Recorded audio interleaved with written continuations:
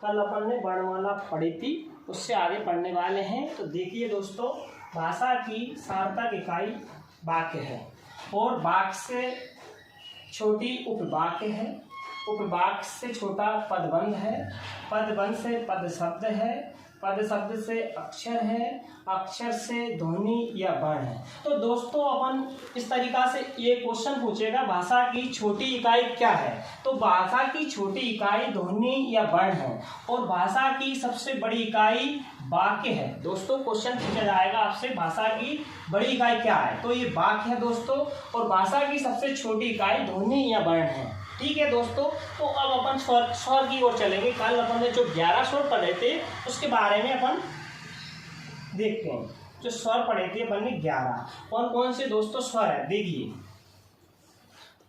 छोटा,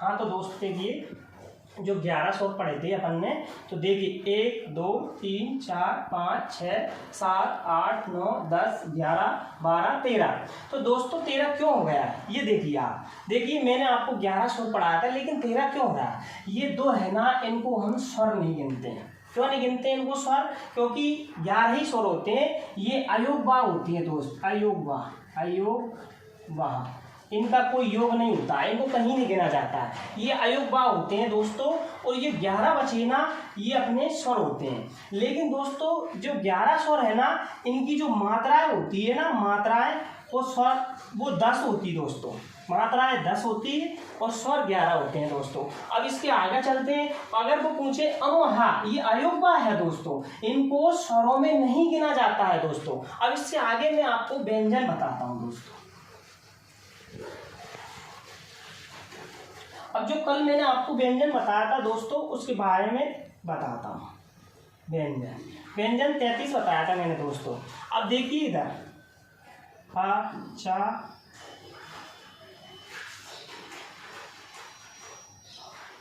का चा टा ता पा, कंठ तालु मूर्धन दंत ओष्ठ। इसको मैं कैसे बताऊंगा आपको, देखिए।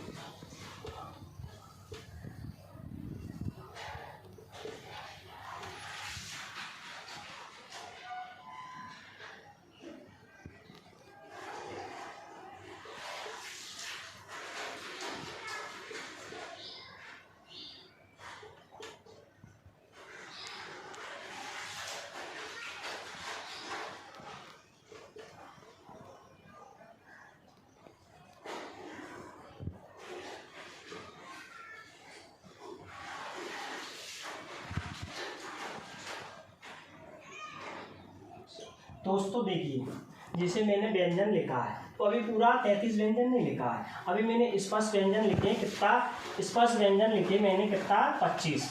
ये स्पर्श व्यंजन है, मैं आपको 33 बताऊंगा। इस स्पर्श व्यंजन 25। का से लेकिन माता, ये का से लेकिन माता। अब जो का से लेकिन माता स्टार्ट हुआ स्पर्श व्यंजन 25 है, और ये एक में 5 होते हैं, एक लाइन में 5 होते हैं। तो ये का वर्ग, ये चा वर्ग, ये टा वर्ग, ये ता वर्ग, ये पा वर्ग। इसको कहते हैं कंठ, कंठ तालु मुर्दा दंत, कंठ तालु मुर्दा दंत ओष्ठ। तो इसको अगर ऐसा पढ़ते हैं तो कंठ तालु मुर्दा दंत ओष्ठ, कटुंदा। इंग्लिश में हम इसको ऐसा याद किया मैंने तो दोस्तों, कटुंदा। कंठ तालु मुर्दा दंत ओष्ठ, का वर्ग चा वर्ग टा वर्ग ता वर्ग पा।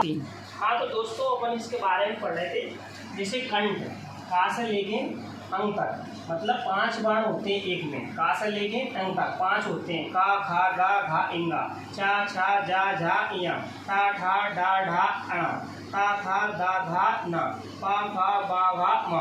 मतलब का से लेके माँ तक स्पर्श व्यंजन होते हैं। स्पर्श व्यंजन 25 होते हैं। अगर दोस्तों आपसे पूछे स्पर्श व्यंजन कितने होते हैं, तो 25 होते हैं स्पर्श व्यंजन। का से लेके माँ तक कैसे बोला जाता है? का वर्ग चा वर्ग टा वर्ग ता वर्ग पा वर्ग। कंठ, तालु, मूर्धन, दंत, ओष्ठ, कटुंडा इंग्लिश में बोलते हैं हम, तो इस तरीके से याद किया था दोस्तों मैंने, कटुंडा, कंठ, तालु, मूर्धन, दंत, ओष्ठ।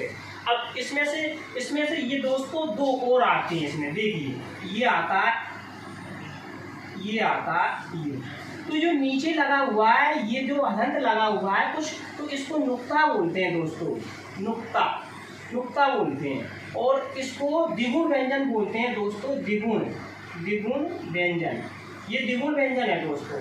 इसको द्विगुण व्यंजन भी कहते हैं, उत्, क्षिप्त, ताड़न, जात, उत्क्षिप्त, ताड़न, जात भी कहते हैं। इसके 3 नाम होते हैं दोस्तों, द्विगुण व्यंजन, उत्क्षिप्त, ताड़न, जात। ये डा और ढा है, इसके नीचे नुक्ता लगा हुआ, जब जाके उत्क्षिप्त, ताड़न, जात और द्विगुण व्यंजन होते हैं। और वैसे दोस्तों कुछ नहीं होता, वैसे तो ये 5 हैं अक्षर एक वर्ग में, टा वर्ग है या मुर्दा में वही है, लेकिन इसके नीचे नुक्ता लगा हुआ है तो ये उत्क्षिप्त, ताड़न, जात, द्विगुण व्यंजन हुआ है। अब दोस्तों इसके आगे चलते हैं अपन, इसके आगे चलते हैं।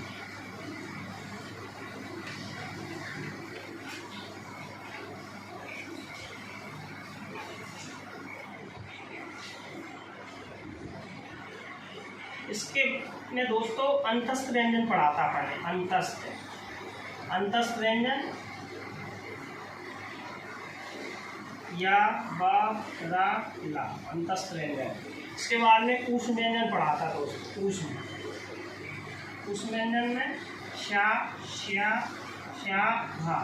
इसके बाद में संयुक्त अक्षर पढ़ा था अपन, संयुक्त व्यंजन, ठीक है, संयुक्त व्यंजन पढ़ा था। संयुक्त व्यंजन में छा, त्रा, ज्ञा और स्रा, ये का सा से मिलके बना, ये ता और रा से मिलके बना, ये जा और यहाँ से मिलके बना, और स्रा सा और दोस्तों रा से मिलकर बना है। तो ये क्या है, अपने आप में इनकी रजिस्ट्री हो रही दोस्तों, इसकी रजिस्ट्री त्रा की रजिस्ट्री का प्लस सा के साथ हो रही, षटकोण वाले के साथ में, ये अलग नहीं हो सकता है दोस्तों, क्यों कि ये इसकी रजिस्ट्री इसके साथ हो रही, इससे मिलके 2 अक्षरों से मिलके छा, त्रा, ज्ञा, स्रा, ये सब 2 अक्षर से मिलके बने। ऐसे कईयों मतलब अक्षर हैं जो 2 अक्षरों से मिलके बने हुए, इनकी क्या है, एक दूसरे की रजिस्ट्री हो रही दोस्तों,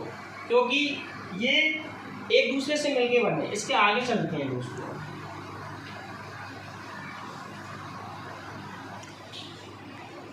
जैसे कि दोस्तों मूल स्वर 4 होते हैं दोस्तों। कौन से होते हैं मूल स्वर? आ होता है, ई होती है, ऊ होता है और री होती है। तो ये मूल स्वर होते हैं दोस्तों, अपने आप में मूल स्वर होते हैं ये। और इसके बाद में दोस्तों रस्व स्वर होते हैं। रस्व में कौन से आते हैं? ये 4 ही आते हैं दोस्तों, रस्व में भी। इसके बाद में दीर्घ होता है दोस्तों। दीर्घ का मतलब होता है बड़ा। दीर्घ का मतलब बड़ा होता है, बड़ा, बड़ी, ई, बड़ा ऊ, ए, आई, ओ, औ, ये दीर्घ होता है। इसके बाद में दोस्तों क्लुत होता है।